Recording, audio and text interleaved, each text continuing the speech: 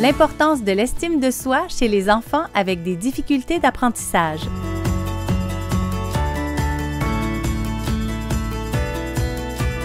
Caroline, comment on fait pour savoir qu'un jeune, enfant ou adolescent, a un enjeu d'estime de soi lié à des difficultés d'apprentissage?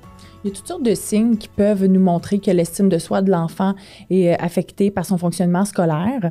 Cela dit, j'ai une petite mise en garde où c'est pas parce que notre enfant va démontrer pendant quelques jours ou quelques semaines, par exemple, un discours qui est plus négatif envers lui-même, qu'il a un trouble d'estime personnelle.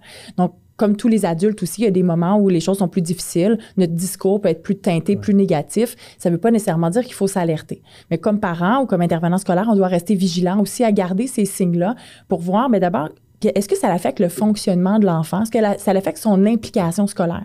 Donc, la motivation scolaire ou la motivation scolaire, le fait d'en avoir moins, de diminuer, va être un signe. Donc, est-ce que l'enfant est impliqué dans son parcours? Est-ce qu'il est engagé dans ses devoirs et les leçons? Est-ce qu'il est engagé en classe? Est-ce qu'il participe aux activités pédagogiques? Donc, ça, c'est un premier indicateur. Ensuite, il va y avoir les comportements anxieux. Donc, chez les enfants qui ont des difficultés d'apprentissage, on peut observer de différentes façons des comportements anxieux, comme beaucoup d'évitement. L'évitement de la tâche. Donc, de procrastiner, attendre à la dernière minute pour se mettre à la tâche, ou quand on le fait, l'effort mental est tellement difficile à soutenir qu'on va le faire vite pour s'en débarrasser. Donc, le parent ou l'intervenant scolaire va dire, bien voyons, c'est mal fait, là, il y a plein d'erreurs. Donc, l'enfant, il a vraiment voulu s'en débarrasser. On va voir aussi un refus de la tâche. Pour certains enfants, ça va aller jusqu'au refus scolaire. Je ne veux plus aller à l'école, je n'ai pas envie d'aller à l'école. Donc, on doit garder en tête ces signes d'anxiété-là. On va avoir, comme je le disais, le discours négatif envers lui-même. Je suis pas bon, je suis pas bonne, je suis poche, je serai jamais capable. Il va y avoir les discours de comparaison aussi. Tous les autres sont capables sauf moi.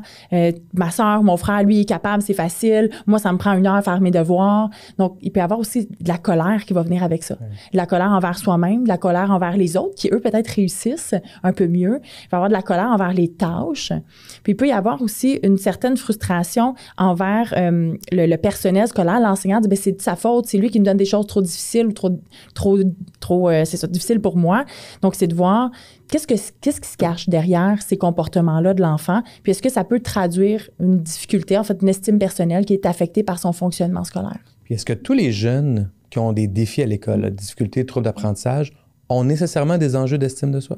Donc, il y a une différence au niveau des statistiques par rapport aux enfants qui ont des difficultés d'apprentissage. Donc, la différence entre la difficulté et le trouble d'apprentissage, la difficulté, c'est encapsulé dans le temps.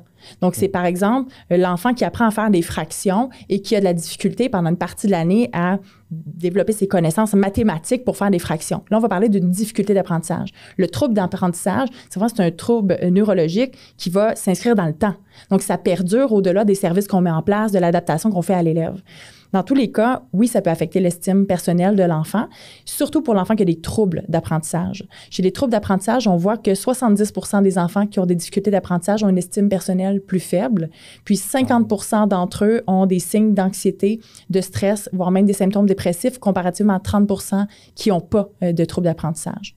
Mais dans tous les cas, ce n'est pas tout le monde qui a des difficultés ou des troubles d'apprentissage, que ça vient affecter l'estime personnelle parce que ça dépend aussi de comment je vis ces difficultés-là et ça dépend de comment les gens autour de moi perçoivent mes difficultés. Ça dépend de la vision que j'ai de est-ce que j'ai la capacité de m'adapter, de développer des stratégies, mais aussi est-ce que mon estime personnelle se bâtit uniquement dans mes activités d'apprentissage, mes activités pédagogiques.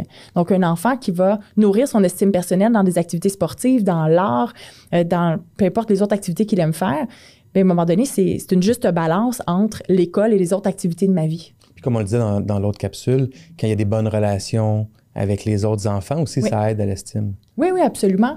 Ça, donc, l'enfant, l'estime de soi se nourrit de toutes sortes de façons. Effectivement, que l'école prend une grande place. Donc, s'il cumule des difficultés, des échecs à cet endroit-là, on doit voir aussi qu'est-ce qu'on va faire dans les autres sphères de vie pour contribuer à nourrir l'estime de soi pour que l'enfant ne se sente pas constamment en échec. Donc, les relations interpersonnelles, c'est une très belle place pour vivre des succès. Absolument. Donc, je peux avoir des succès dans la cour d'école, avec mes pairs dans la classe, durant les travaux d'équipe, sans pour autant être le meilleur en mathématiques ou en français. Génial. Merci, Caroline. Merci, Caroline.